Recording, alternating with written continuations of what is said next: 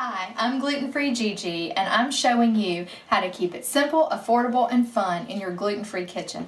I'm showing you exactly how I make these dishes that I eat at home. And now it's even easier than ever. If you grab your cell phone, you can text GFGG to 99000 and enter your name and email address, and you'll never miss another fantastic gluten-free dish again. We are making ketchup. Not just any ketchup, Kickin ketchup, and it's really, really good. You know how when you buy ketchup in the store, the second ingredient is usually either corn syrup or evaporated cane juice, lots and lots of sugar there. You don't need to feed that to the kids anymore or even eat it yourself. We're going to use healthy, natural sugar from dates. Let me show you how to get started. We are going to end up with a fantastic 4 cups of homemade ketchup in mason jars that we can keep in the fridge for about 2 weeks. We start with dates. I have these really nice medjool dates here, and I left a couple. I'm using 6 whole medjool dates. So soft. See how soft that is? Natural sugar here. So just take the pit out. You want to get rid of that. And I already have 4 that I've already pitted for us.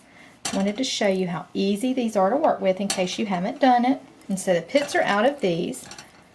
So you put your 6 medjool dates in, and then we have 1/2 cup of water. So right in the pot with the dates, and I just want to soften these. These are going on medium-high heat. Bring them up to a nice rapid simmer, and then we'll come back and I'll show you how to mix it up.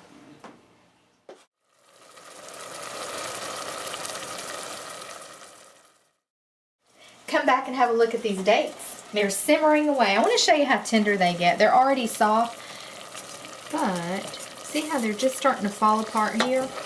That's exactly what we want. And some of your water evaporated, and that's okay. Don't worry about that. What I want to do now is I've turned the heat off. Let's let the dates sit aside for just a few minutes to cool off, because we are going right into the food processor with these next. Our dates are cooled. We're ready to go over to our food processor. So I've got the liquid that we cooked the dates in. That was 1/2 cup water. And we have some more water over here we're using for our recipe. But we needed it divided up. So get all the date goodness. Now this is our sugar. So we're using a natural sugar. If you're concerned about too much sugar in food you're eating, this is a great way to take care of having those unnatural or undesirable sugars. I've got a little liquid. I'm going to add, I have a 1.5 cups of water for our recipe. I add just a little bit more. I'll just put that aside so I can process these dates. I want to have this completely smooth, and I have about 1 tablespoon of very roughly chopped red onion. And that'll go in too, because we don't want any bits of anything in our Kickin ketchup. Now let's just pulse.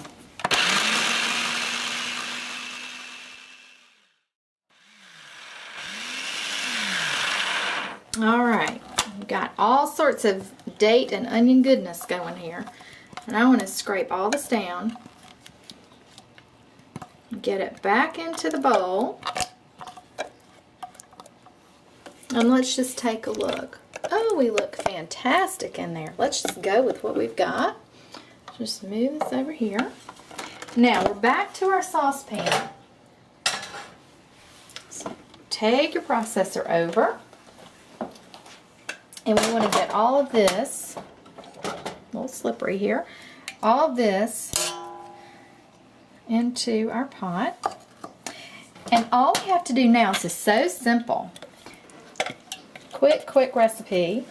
Just scrape all this in to the saucepan where we cooked our dates.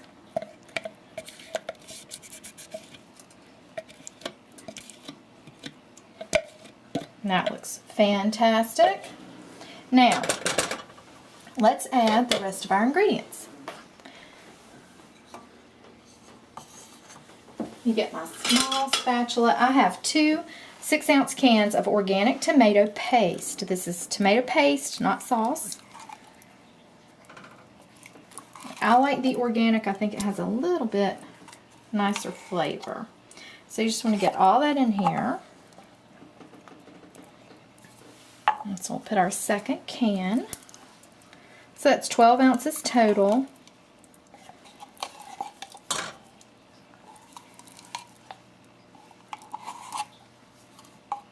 And the kids love ketchup so much. If you can do it with reduced sugar and a more natural sugar, that is fantastic. I'm going to put 1/3 cup of balsamic vinegar. I like using balsamic. It gives it a bit more flavor, a little more depth of flavor than just a straight vinegar.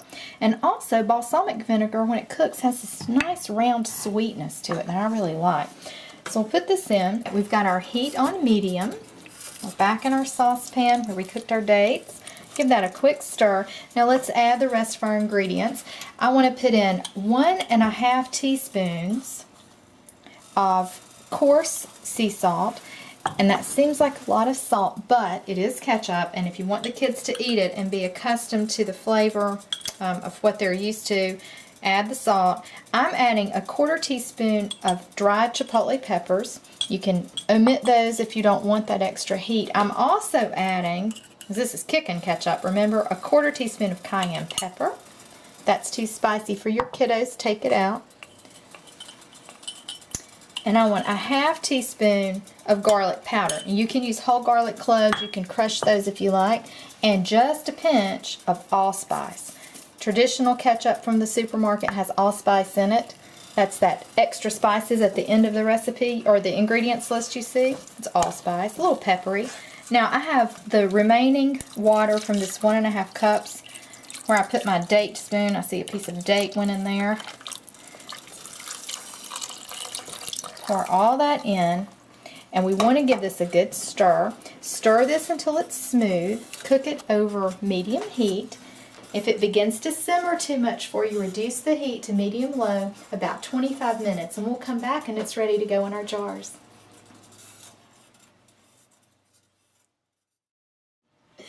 Come have a look at this beautiful Kickin ketchup I've made for us today. Look at that. Fantastic.